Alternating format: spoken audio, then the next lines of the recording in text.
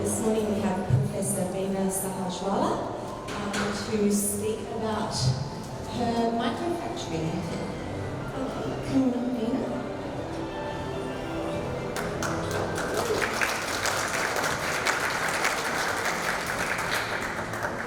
Thank you, Esther, for this invitation to be here today, and thank you all for coming. I was telling Esther earlier when I came in here, I was like, wow, this is the first time I've actually come into this shopping center. So there you go. I'm just blown away that there's so much interest in the work that we're doing here on our microfactories. And I guess I wanted to just start a little bit of the journey of why microfactories, and I'm sure you're all very passionate about recycling, and I've had the previous opportunity to speak at one of the International Women's Day events at Willoughby Council. So I think to me, the nice thing has been about our work is that people do feel very strongly and very passionately about microfactories and about recycling, but I guess the question is, how do we bring all of these ideas to life in a practical sense? And let me just scroll right back to the start so I can sort of begin by telling you a little bit of our journey as to how we've arrived at this whole solution called microfactories. Our microfactories really are all about, at the end of the day, doing recycling of different types of waste materials that are quite complex in nature. So it's not just about thinking about traditional recycling, like thinking about plastic bottles being converted into more plastic bottles, but rather it's much more than that, because as we know, our products get more complicated. So even something as basic as, we all take it for granted, our mobile phones, our printers at our homes and our offices, our coffee pots, right? So you start to sort of build on the complexity of our everyday products at homes and in our offices. And you suddenly realize very quickly that it is not as straightforward as just recycling our plastic bottles or even something as basic as glass, because you might say, well, of course glass is recyclable, so what's the problem? The problem, of course, is that different types of glass could be for different applications. It's not just about the consumer glasses that we have at our homes. And here's something I prepared earlier. Look at the right-hand side, right next to you, the glass. Right? There's a whole bunch of beautiful glass, but there's also, as you can appreciate, the architectural glass. And now just think back, what's there in front of you when you're driving? In your cars, you've got your windscreen glass, right? So, and then of course in your phones, you've got basically glass in your mobile phones. So you can just start to see how many different types of glass there are in our everyday lives. We can't just assume that they're all exactly the same. So even though we might call them all glass or all plastics, as you can appreciate, it is never as straightforward as in, the plastics that go into making our printers, and that goes into making our cars, and our bottles. All of those are quite different. So you can't just assume that if someone says, well, I've got a solution for recycling PET water bottles, that suddenly means that you can recycle all your printer plastics, right? Because as you can appreciate, that the plastic in your printers is going to be quite different to the plastic in your drink bottles. So yes, we need to be able to first and foremost appreciate that there are differences in different types of plastics and glass and the everyday products. So it sort of makes sense that we should be thinking about recycling also in a way that's quite targeted and focused. So you can't just assume that there's one big machine that just engulfs all the types of plastics and out comes a fabulous product at the other end. Well, it kind of doesn't make sense, right? Because what goes into making our printers, if it's quite different to what goes into making our bottles, then we need to also think about how we collect them differently. And if we do collect them separately through different mechanisms, we can then create pathways to allow local producers and designers and manufacturers to actually make products in the local region. So it's sort of about linking ultimately back to why are we recycling in the first place? Well, we're kind of recycling it not just because we want to, pick up the rubbish and sort it and do all of that. That's the obvious reason why we're recycling and picking up materials. But the other end of that whole sort of chain is ultimately the need to produce products. Because if you can imagine, you can make products out of recycled and waste products, then you can indeed create new market opportunities, right? So it ultimately has to be around creating new market opportunities so that, in fact, it makes economic sense. So this is about ultimately bringing in circular economy into the thinking, because you can then say, I can collect it, I can sort all my different types of products. Then the question is, what do I do next, right? I need to be able to make sure that if recycling is ultimately going to make money for our communities, for our businesses, then we need to have manufacturers who are prepared to utilize these types of materials as part of their supply chain. So when we think about normal supply chain, we sort of think about a very sort of traditional linear supply chain, right? You get your raw materials, you make something, you use it, and of course it gets disposed of, and you assume in many instances that, it's being recycled. But like we were saying before, not everything is as straightforward in terms of traditional recycling technologies.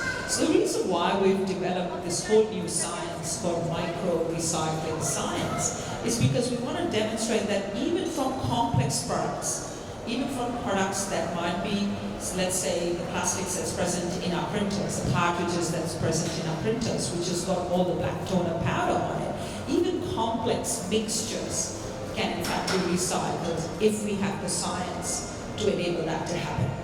And the science, of course, is the underpinning foundation. But what do you do with that science? What you do with that science as the next step is to be able to say, can we actually develop micro-factories, and this is what our micro-factory technology is all about, is how we can then have our ability to create these localized solutions. So you can imagine if there is an electronic waste recycler somewhere in Sydney, what this recycler could be doing is setting up a micro-factory right there in their recycling facility and producing useful products. So this is really the connectivity. You could imagine that there could be designers, furniture producers, who could actually, instead of using stones and materials imported from overseas, could actually be taking a lot of locally available waste glass and using that as part of their beautiful furniture and design. Now you might say, well, that's all nice, well and good, but surely this is not reality. Well, these two examples that I've given you, one for plastics and one for glass, are exactly where we've had real world, right here in Australia, scenarios that we're working our way through. We're working with an e-waste recycler who's actually producing brand new products based on world-leading science of micro-recycling and creating those plastic products that are not just about converting like for like. So it's not just saying, just because I've got a plastic bottle, I convert it to plastic bottle, or just because I've got product A, it needs to come back to life as product A. What we're looking at is a whole range of different solutions so that you then pick the one that works for that region. You pick the one that makes the most economic sense. And that's really where the conversation has to start to happen. That it's about combining environment with economic solutions so that it actually is able to create new solutions through which you can actually create new industries and new economies that are built on the fact that we allow ourselves to understand what these complex products contain. Now, I've mentioned plastics and glass, but if you look at things like our mobile phones, you look at things like our batteries, all of these electronic devices have got some very expensive and highly valuable and rare materials in it. So why should we not be looking at rare earths? Why should we not be looking at expensive metals as another material that we could in fact be transforming our waste into valuable outputs? Because you can imagine if we were not just throwing away our batteries and our phones, but we were working with our local recyclers to produce these highly valuable materials. We're indeed creating strategic metals like cobalt, like nickel. Remember, these are all present, for instance, in our batteries. Cobalt is part of the lithium-ion battery. Nickel, of course, can be sourced from nickel metal hydride batteries. So you can start to see that we're already using these products. So why are we not looking at what happens to it at the end of its life? Even something as basic as our disposable batteries, in some instances, contains valuable elements like zinc. So why are we not looking at that becoming becoming part of the supply chain. And if we can actually transform these materials locally, where the recycler is not just someone who does the collecting and the sorting, but the recycler is someone who's also starting to think about production. We've suddenly created a whole new mindset for what we could do with circular economy, how we could have decentralized small-scale production. And you might say, well, small-scale production, really, is that going to make money? In this particular instance, the reason why a lot of these factories can make money is because we're talking about producing highly valuable materials. Materials that are in huge demand globally because of the market pull in making things like electronic products, for instance. Right? So we're not necessarily always having to think about economies of scale in a traditional sense of bigger is always better, but rather we're thinking about economies of purpose. So if the purpose is to be able to create nice resources of expensive metals, expensive oxides, expensive rare earths, then we don't have to produce huge quantities, because think of it, our devices are getting smaller and smaller. The sizes of these devices are all basically at a miniaturized scale. Therefore, the volumes of these materials are only at a small scale. The difference is it's actually low volume and high value. And that's why microfactories make sense, because you're suddenly turning around the way we think about production and manufacturing. What that then means is that it's possible for a recycler who's got, as part of the supply chain, all the materials, waste materials, the printers and the cartridges and phones. A recycler's actually got access to all of those materials in their warehouses, so therefore they can set up a microfactory and they can produce a lot of these materials. So that's really what we do in our own microfactories, not only working with our industry partners, but also working at UNSW and running our own microfactories. I want to show you this as an example, because what you see here is really the fact that we were saying earlier, that we've got all kinds of products coming out of our everyday lives, whether it's from the cars or our phones or from our homes. And indeed, coffee, we recognize a name in there. That's one of our favorite coffees, right? I know I love my coffee. So if we're all part of the consumerism that's happening, let's sort of accept that that's what life is all about, using our phones and upgrading our phones and computers and whatever else we do, our cars and everything else. We're not going to stop doing that. So therefore, how are we going to deal with the fact that we are all equally in it together, and as a collaborative society, can we think about a collaborative economy? And that's really what we are all about, is working with businesses, working with governments to say, can we actually find a solution for all of these different types of materials? But as a society, if we are looking at localized solutions, then maybe what we do, for example, in parts of Sydney, what we do in parts of Melbourne or anywhere else, in other remote communities across the country, we can actually produce highly valuable products that are quite niche and that have got some specific properties. And the reason why you can afford to do that is you can not only find local markets for our products that we make, but you can actually be part of a global supply chain. So if you think about it, if there is a battery producer or somebody who's making some specialized devices anywhere in the world, they don't necessarily have access to all the expensive metals that go into making those devices. They don't have access to all the expensive oxides. But if we could actually convert our waste into those valuable materials, so instead of just sort of going, right, it's a waste, let's just put it away into landfill, bury it, forget about it, but rather if we can in fact create those valuable materials, bring it back to life by using some of the new scientific developments, then we could well be seen as a place that's able to supply green materials to the rest of the world. And there are many, many producers across the world who are crying out for materials that are produced in a sustainable manner. So it's not just about us in Australia saying, well, this is important to do. The world is saying this is important. If we are going to use materials as part of our everyday life, we need to think about how we're going to actually source those types of materials. And preferably, if they are green materials sourced through recycling, through end-of-life products, then it's a win-win outcome for everyone. It's a better outcome for the environment, and it's a better outcome for our economy. What that then means is we can create valuable products, and therefore we can actually create localized jobs in those regions. So we have one guy who's visiting out in Dublin, and a fabulous guy. He's got all of this beautiful cypress pine. He's producing all kinds of fabulous smelling oils out of that wood that he's got in his local area. He's now left behind with a lot of hard waste material, so that's wooden material, from which he cannot anymore extract the oils, because everything that could be extracted has been extracted. So now he's left behind with this really fabulous hard wood, except they're little broken bits and pieces. They're not, sort of solid structural pieces. And one of the questions he asked us when we were visiting him a few months ago was, can we actually do something meaningful with this wood waste, which is the leftover residue? He's got, as you can imagine, piles and piles of this material.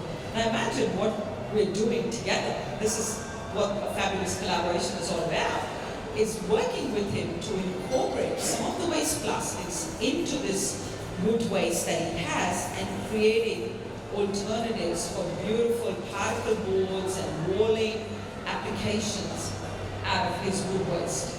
And of course, the beauty of everything in all of that, the products look amazing, they smell beautiful. So the best part about creating these types of ultimately finished product is, how do you know that you're going to have a market for it? Well, you know, because there are many, many furniture designers and producers in that region who are absolutely looking for some unique features in the wood-based products that they're making. So when we put up all of these different sort of systems here that you see, what you're seeing there, of course, is our ability to take waste polymers, which is effectively, which is basically coming from our everyday supplies. We've got tires, textiles, food packaging, and then of course, as we start to get more and more into products like electronics, you can see that there's no end to these types of products coming out of our homes and offices.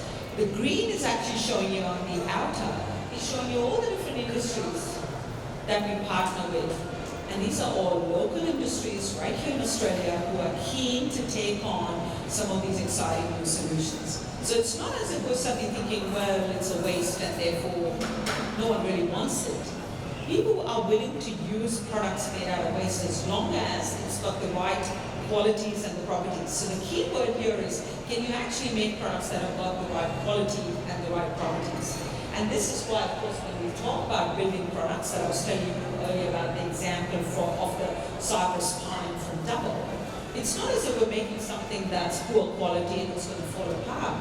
The engineering of those products actually shows that it is possible to create green materials out of something that looks seemingly useless. Now, why is that the case? Why can we take broken bits of glass or pieces of plastic or wood?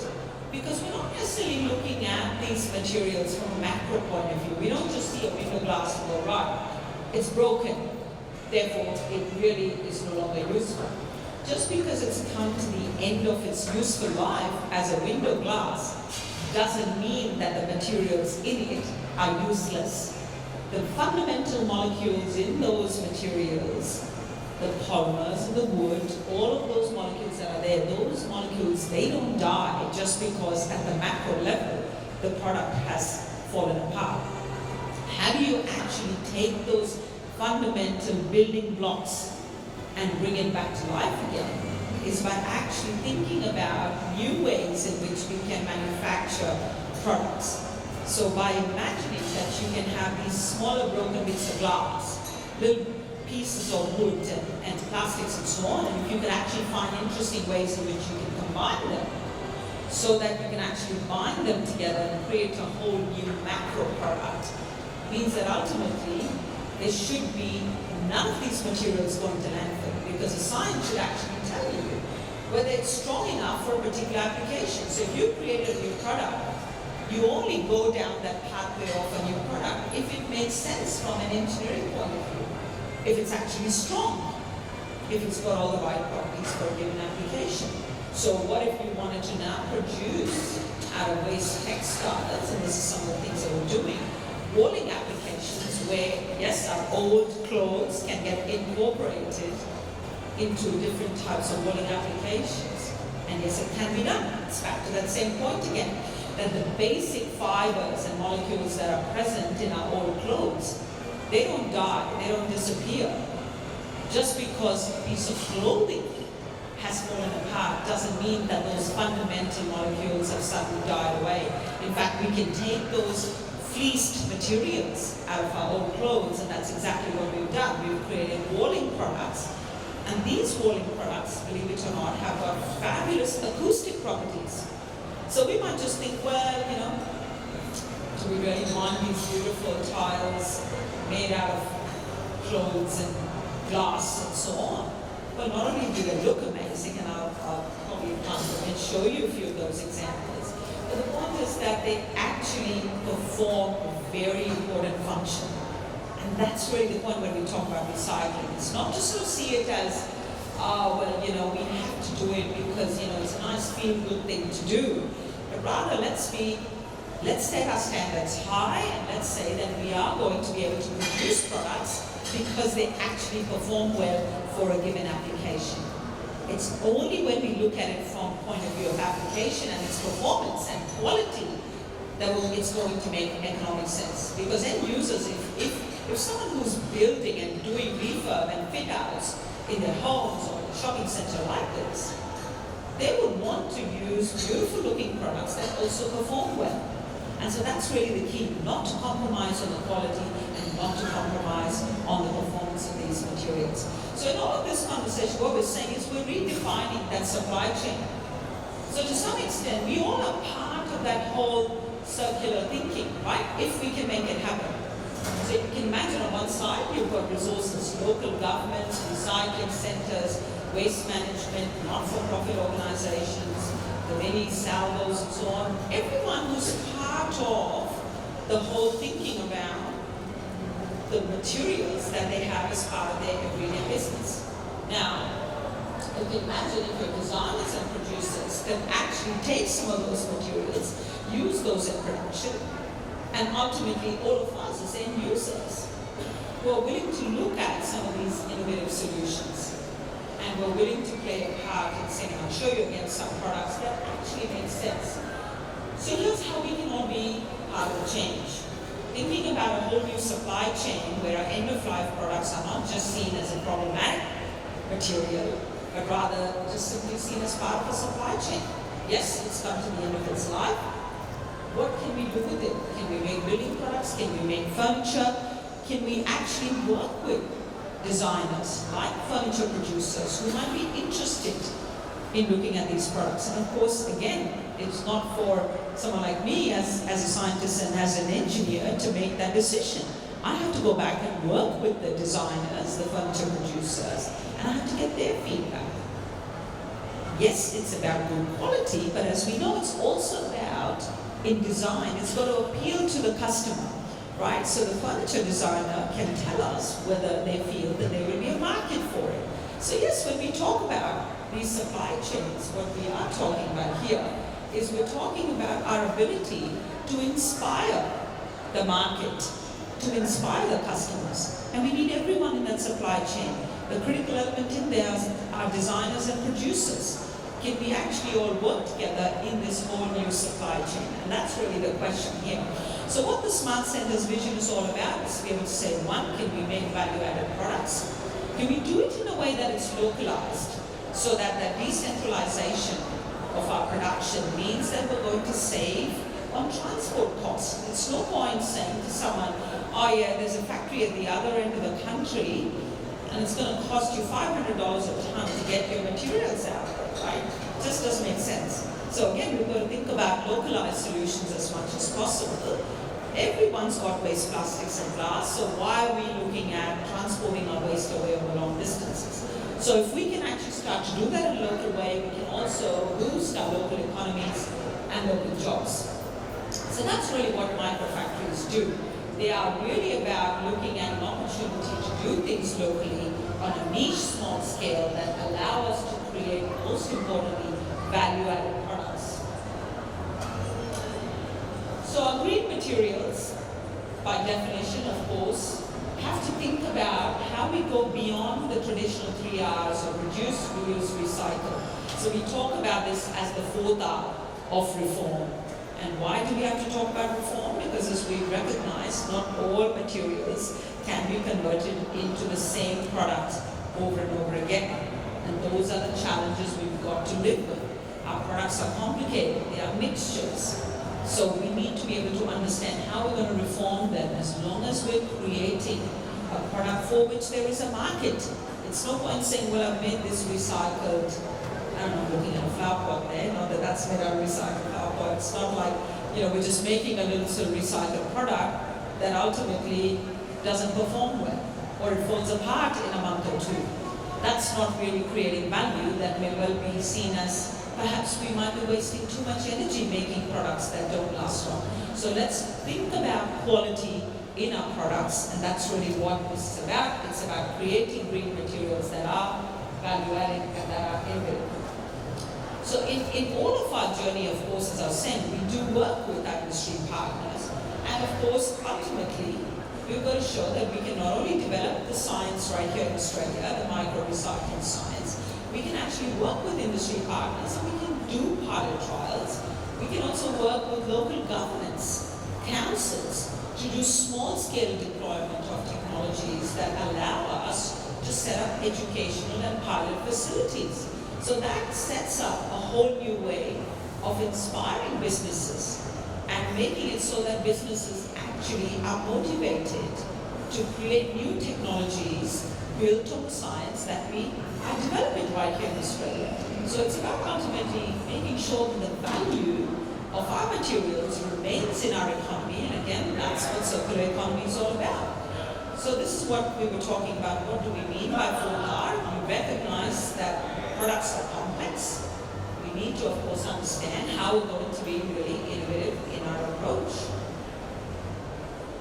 But just to give you a little bit of a sense of where it is, and this is not to just scare you and look at it and go, oh my goodness, millions and millions of tons of electronic waste being generated globally. What are we going to do with all this, right? So part of the challenge is to be able to say, let's accept it. We're all part of this whole challenge. You want to refer to it as a problem or whatever. And electronic devices are not just what we are used to in our everyday sort of phones and computers. But electronics is there. Look at what happens in our hospitals, right? Look at all those machines and devices.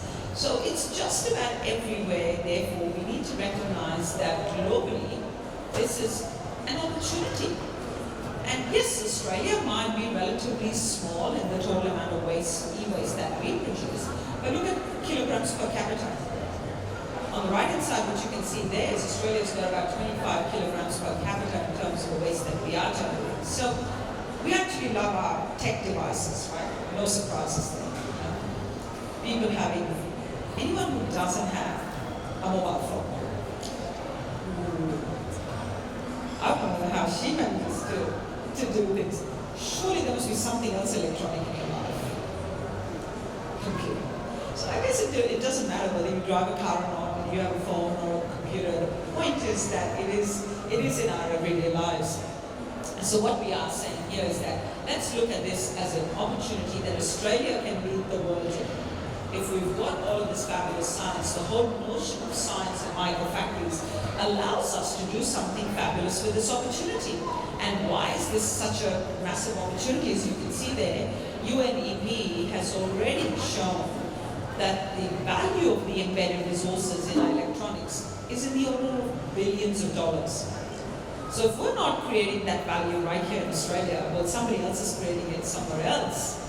And of course, we're probably missing out on such opportunities. So it's a nice way to tap into a lot of these opportunities.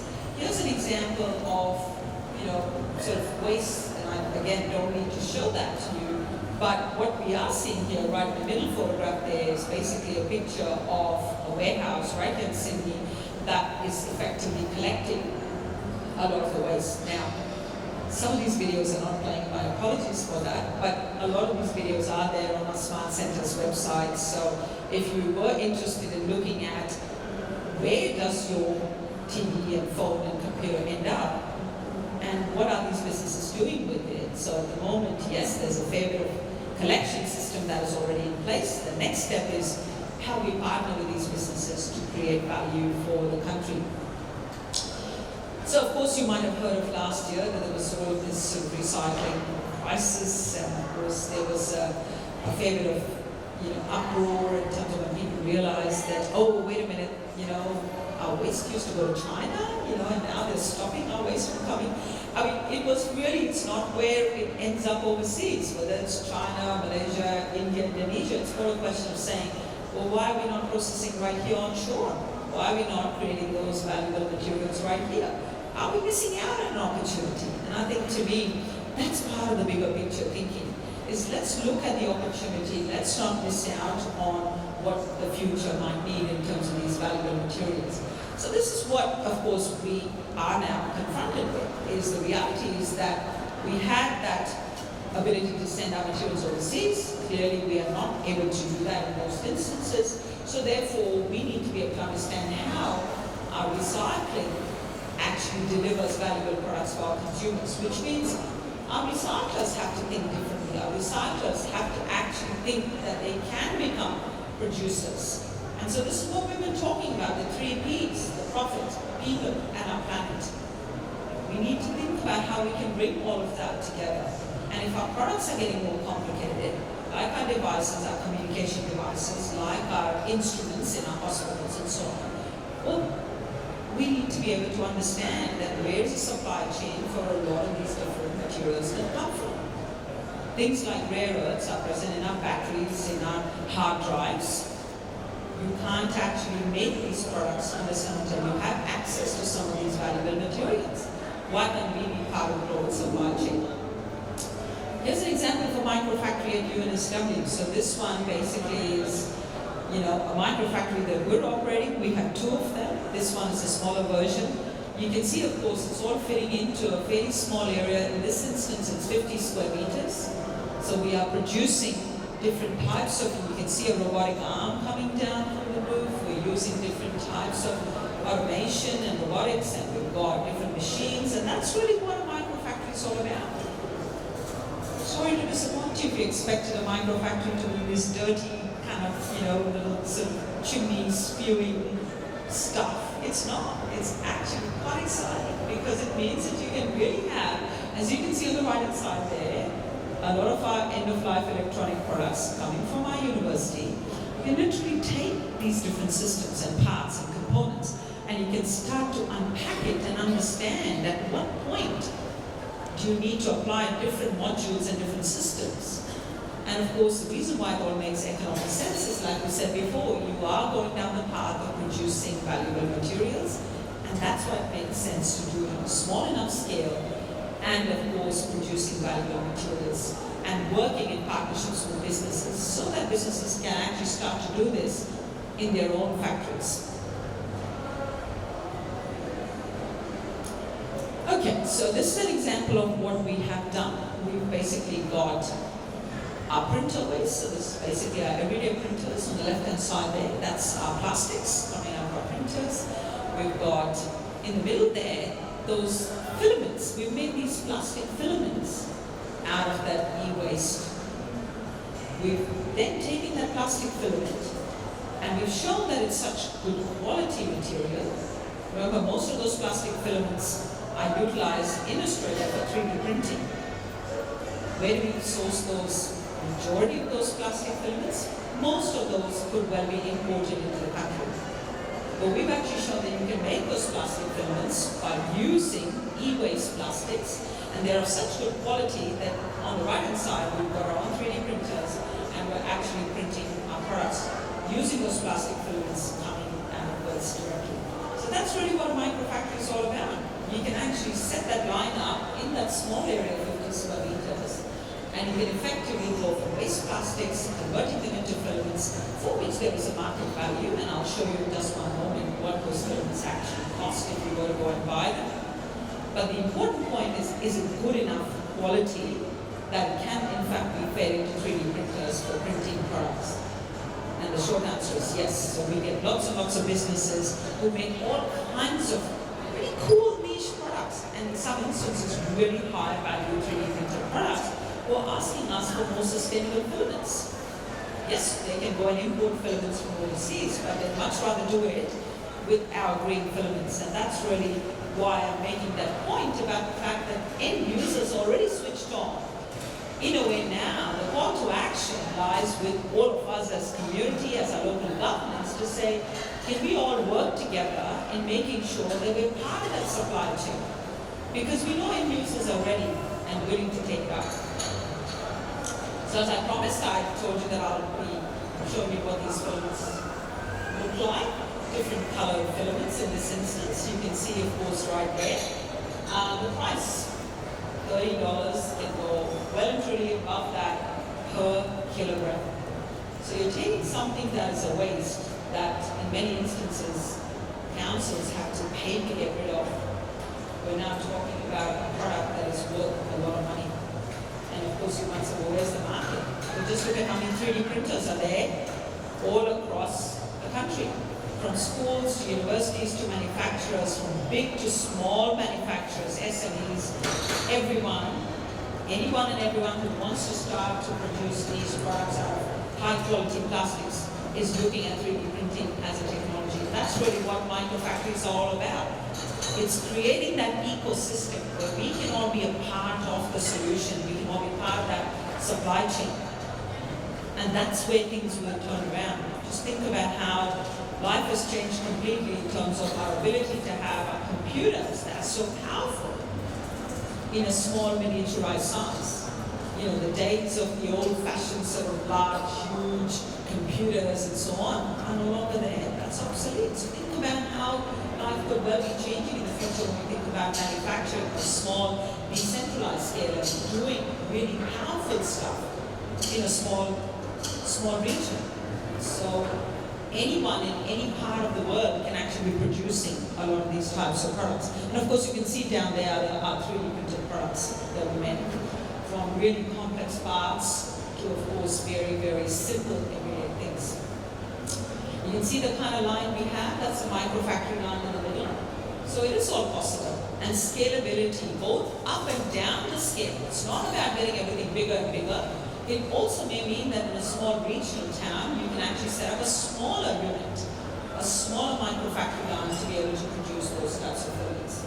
Now, just to sort of skip through some of these images without getting into the details, we talked about plastics, but here you can see also we're creating copper-rich metallic alloys by producing a lot of these expensive metals, but also, again, positioning ourselves in a way that we can be part of a global supply chain. People want green materials and they want the kinds of quantities that we can supply, but we should be in that equation.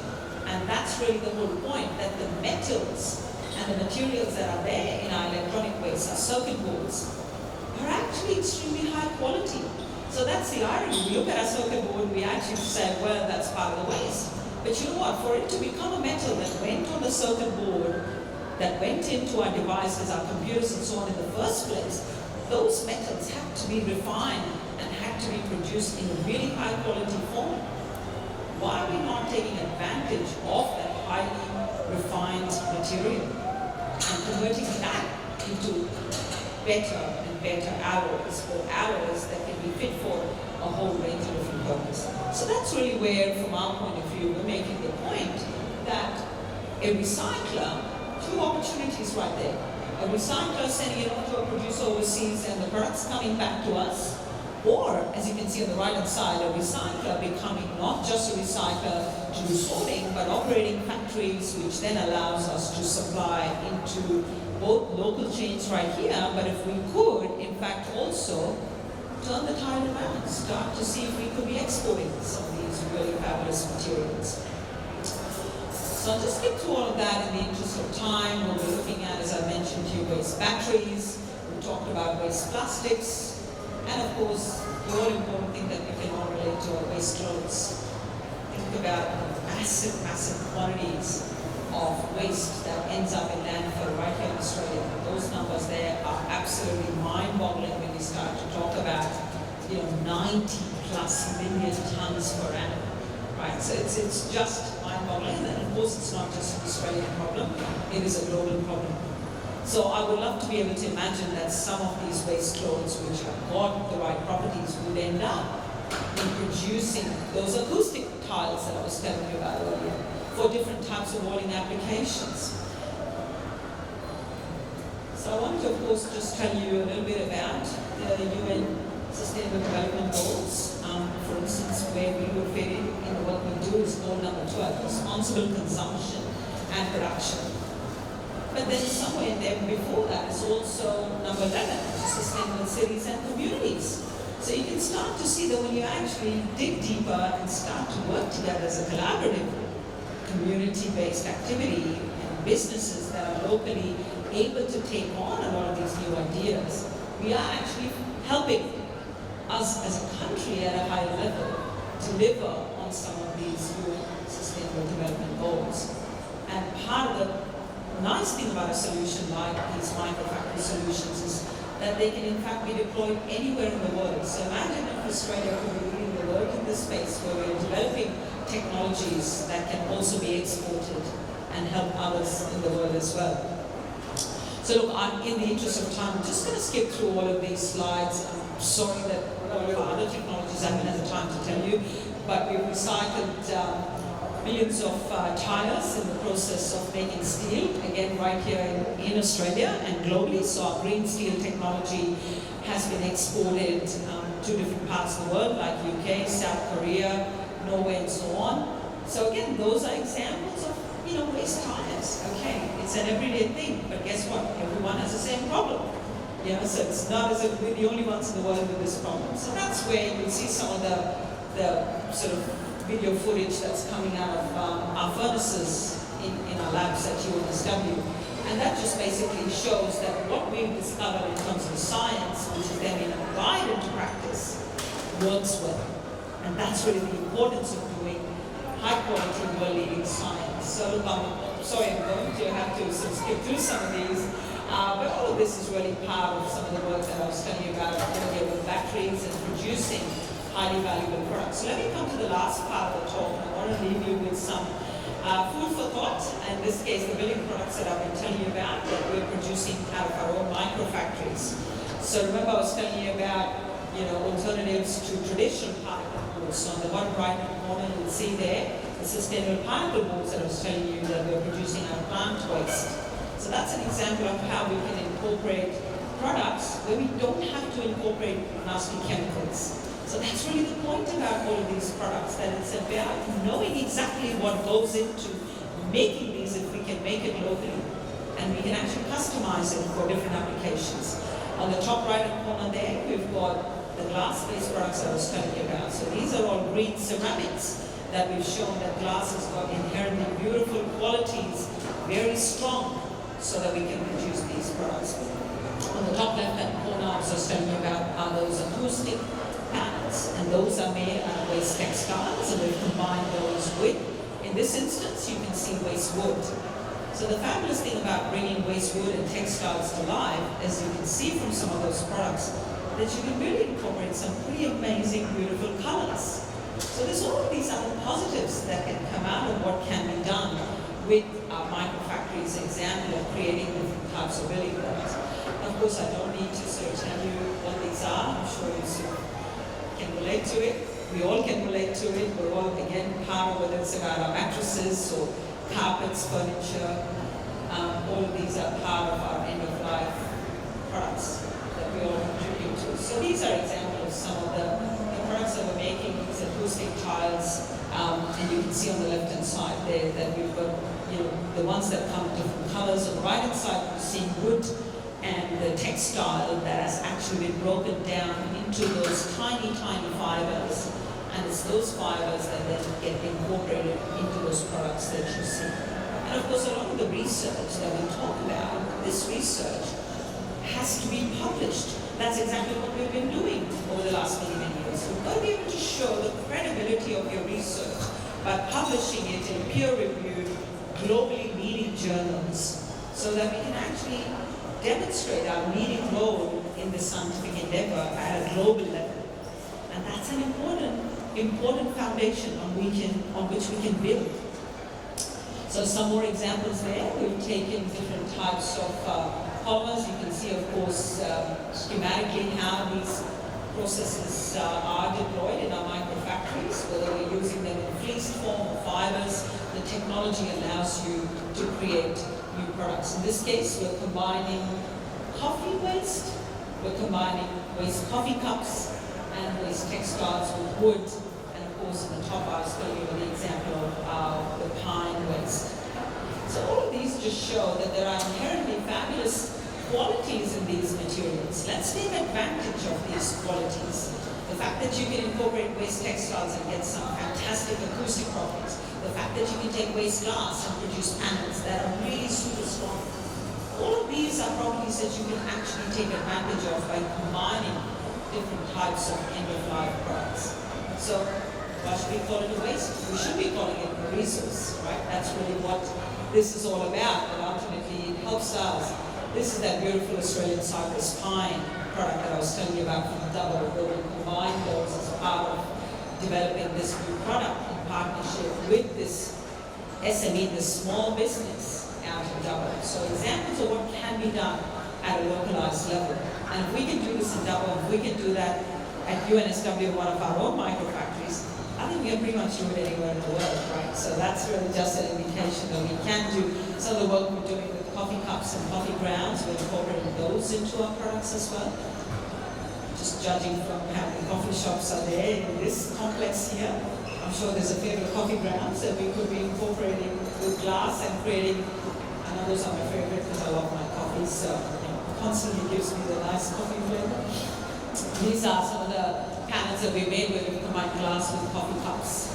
But you can see how incredibly beautiful they start to look, and you can build on a lot of those. So just to be able to finish off, I wanted to leave you with a few thoughts around what do we mean by green materials. We're talking about here going beyond recycling and talking about the fourth R that we call reform. We're talking about creating value-added green materials for which we know that there are markets both locally and globally. And let's be part of that supply chain. So microfactories really are truly a global solution, because if you can actually deploy them where the waste is, where the need is, where different types of materials are being generated, you can actually create and boost local economies, create local jobs, and of course enable all of us to contribute to a far better planet. Thank you very much. Thank you.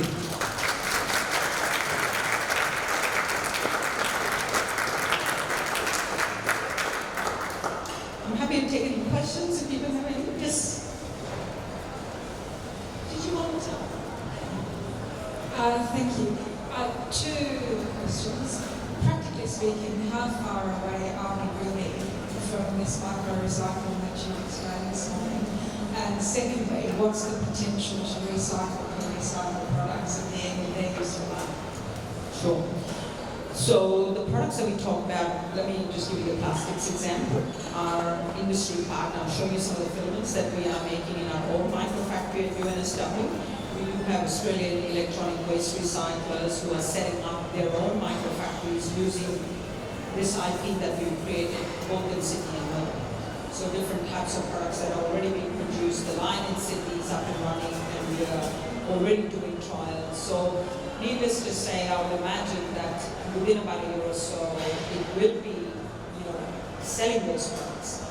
And that's really where the science has come a long way. It's not just about us showing that it can be done in the labs at UNSW, but doing it at a line in a factory means that we need to be able to meet their production requirements. So if they say we've got a certain amount of tonnage of waste that's coming through, our production capacity needs to meet those requirements. And that's where we've already fulfilled those. We show the line works, and needless to say, they're very excited. In fact, the managing director is on her way to Germany this weekend, meeting with their global heads. It's a multinational company, but this is an Australian IP that's being commercialized right here in Australia with our IP being protected. So it is, to me, a proud moment, because we've enabled Australian manufacturer recycling to actually show to the rest of the world how we do it and hopefully export that. The other part of your question in terms of recyclability of that product. So remember how I was explaining to you that when we create these reformed products, we're actually breaking it down, right down to those microparticles. So when you can imagine you've got a combination of glass, textiles, and so on. Now let's say you want to do another fit out and refurb. You can actually take those broken products, so let's say they are broken, and feed them right back into those processing machines and break them right back down to those microparticles, and then incorporate other materials into it, or take it as it is, but reform them back into the macro. So you can literally go right down to the micro and create the macro product out of that. So that's part of that ability to do micro recycling. That's why we talk about it as micro recycling rather than traditional recycling. So yeah, absolutely opportunity to bring it right back into production again. Thank you. Oh, any questions?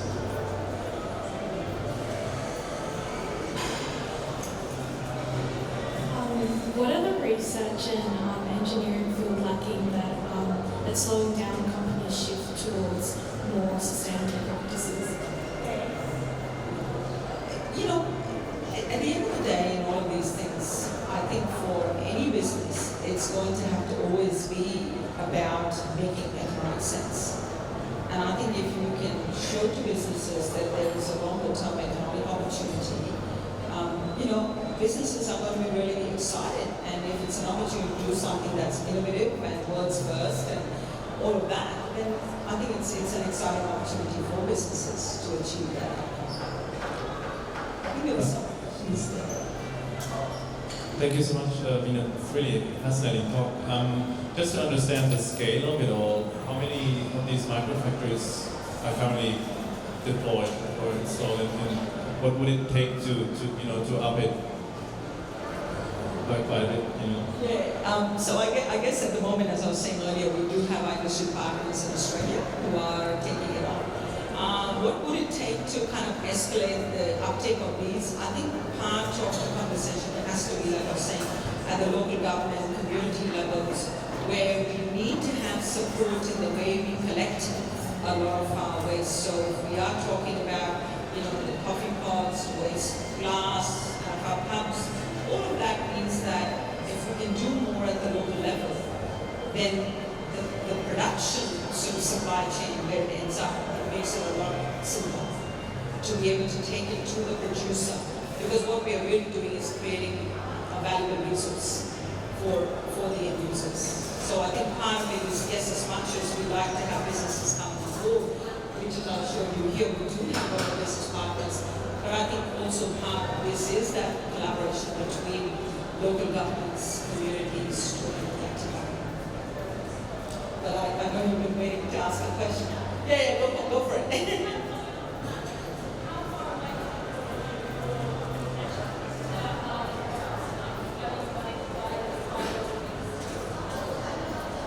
Oh, that's my dream, right? I'd love to be able to imagine that you could literally have a store, wherever that is, here or wherever, where that is an alternative.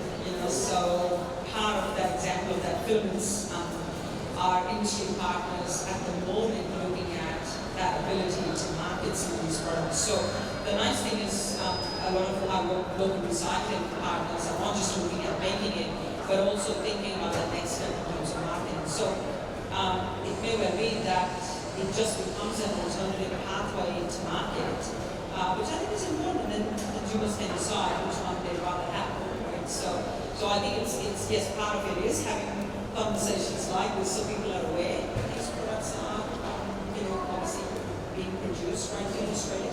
But I think certainly if you look up our website, the Smart Centre, we always talk about who our industry partners are, what is the research. So I'm sure a lot of these businesses who have taken on some pretty bold initiatives would love to know that community centers are there to support them, because we do want them to make money at the end, right? If we want them to flourish and keep doing this kind of work, we want these businesses to actually, succeed. So especially the early ones who've taken a fair bit of risk already. So yeah, certainly a lot of these industry partners, we do acknowledge them on our website.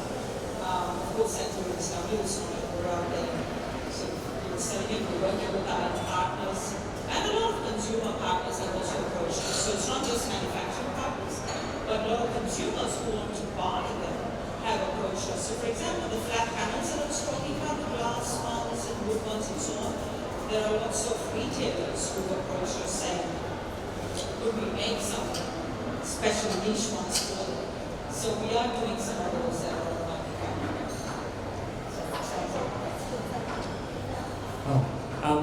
Are there, in the high content copper alloys you mentioned, definitely ones, are there any toxic metals in the alloys, such as cadmium, mercury, or lead? And does that limit your market in terms of selling those alloys?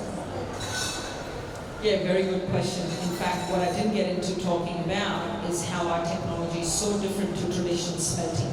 If you think about how a traditional smelter works, in a traditional smelter, you've got, let's say, a smelter operating at 1200 degrees Celsius, so let's say for a copper alloy. You put everything in your traditional smelter, and then you have that risk where your lead, for example, becomes part of, let's say, a copper alloy, because you've got one set temperature at which these smelters are operating. But now imagine in our technology, where we're doing things completely differently. What we are doing is we call it selective transformation. So what we mean by that selectivity in terms of temperature is we can actually be quite agile at which we control different temperatures. So we make sure that if there is, for example, lead in a lot of these, then lead becomes isolated as a separate alloy and does not contaminate our copper. So with our technology, we're the only ones who can actually do something like that. And that is the beauty of developing a lot of these micro-recycling solutions, because literally down at the micro level, you can have very well scientifically controlled alloys fit for purpose. Thank you. I want to ask about the scalability of your idea.